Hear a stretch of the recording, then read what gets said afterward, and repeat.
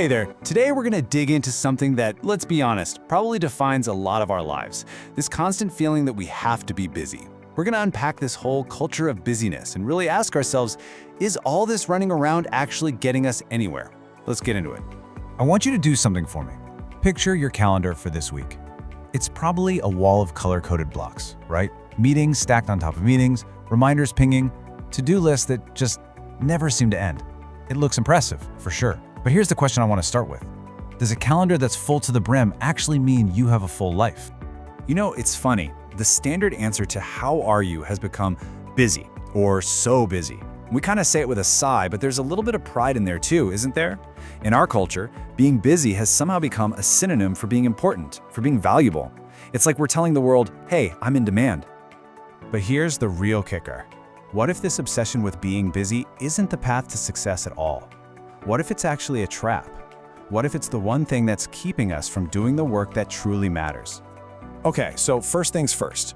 We have to draw a really clear line in the sand between two words we mix up all the time: busyness and productivity. They sound like they're related, but trust me, they are worlds apart. One is just about motion, while the other, that's about moving forward. And this, right here, this slide breaks it all down. On the left, you've got the stuff that looks like work, the indicators of busyness. How many meetings did you go to? How many emails did you fire off? They're so easy to count. But then, look at the right side. These are the metrics of actual productivity. Did you solve a hard problem? Did you create real value? That's what actually moves the needle. And if you need proof, here it is. The whole hustle culture screams at us that more hours automatically equals more success, but the data tells a completely different story. Research has shown pretty conclusively that working tons of overtime doesn't just burn you out, it actually makes you less productive. It's the law of diminishing returns in real time. So if we know deep down that just being busy isn't effective, why do we keep doing it? Why are we all so addicted to the hustle? Well, the answer often has less to do with our careers and a whole lot more to do with what's going on inside our own heads. A huge piece of this puzzle is a psychological term called avoidance behavior. It's a fundamental human instinct, really. We naturally want to move away from things that feel stressful or uncertain. And you know what's really uncomfortable? Staring at a huge, important, complex problem that has no easy solution.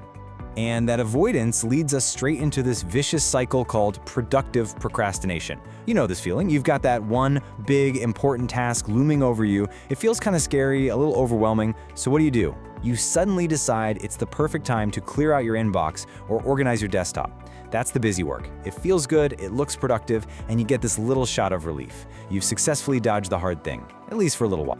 But look, this isn't all just in our heads. The environments we work in are often designed to reward exactly this kind of behavior. The modern workplace can be like a giant machine that runs on the appearance of constant work.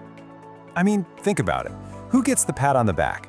It's often the person who answers emails at 10 p.m. or the one whose calendar is so jammed you can't find a spare second. That's what we call visible work. It's easy to see, easy to measure, and in a lot of companies, it's what gets you noticed. Way more than the quiet, focused work that actually leads to breakthroughs. And get this, technology is pouring gasoline on this fire.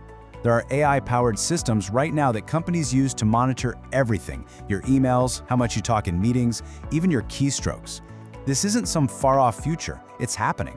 And these tools, they're not really measuring your impact, they're measuring your level of visible busyness. So what's the human cost? Well, it's massive. A survey found that 74%, that's nearly 3 out of 4 workers, at companies with this kind of monitoring feel pressured to work faster. This constant digital surveillance is a recipe for stress and anxiety. Okay, so that's the problem, right? It's a psychological trap that our corporate culture reinforces every single day. But here's the good news, you can absolutely fight back. Let's talk about a toolkit you can use to take back your focus and start doing work that actually matters. The antidote to all this shallow, busy work has a name. It's called deep work. It's all about the ability to focus without any distractions on one mentally tough task. It's in that state of flow, that deep concentration, where you solve big problems, learn new things, and create something truly valuable. So how do you do it? Here are 5 things you can start doing today. 1. Schedule focus blocks in your calendar just like you'd schedule a meeting, and then guard that time with your life. 2. Go on a meeting diet. Scrutinize every single invite and ask, does this really need to be a meeting? 3. Start talking with your team about shifting metrics from activity to outcomes. Let's celebrate solving problems, not just sending emails. 4, get really good at saying no to things that aren't a priority. And 5, and this one is so important, start seeing rest as part of your job, not a break from it. It's essential for high performance. All right, now it's time to bring this all home and make it personal. You can't escape the busyness trap until you realize you're in it. So I'm going to leave you with 3 questions to really reflect on. Be honest with yourself. Question 1. Think about this past week. How much of your time was spent putting out fires and dealing with things that felt urgent? Now compare that to the time you spend on tasks that are truly important, the ones that will still matter a year from now. Urgent things make you busy. Important things create impact. Number 2. At the end of the day, how do you measure success? Is it that satisfying feeling of checking off a dozen small things from your list? Or is it the feeling that you made a real dent in one big, meaningful challenge? Your answer says everything about what you value. And finally, and this might be the most crucial question of all, is rest just an afterthought for you? Is it what you do only when you're completely exhausted and have nothing left to give? Or is it a scheduled, non-negotiable part of your strategy for being your best? The answer to that question might just be the key to unlocking the difference between being occupied and being truly productive.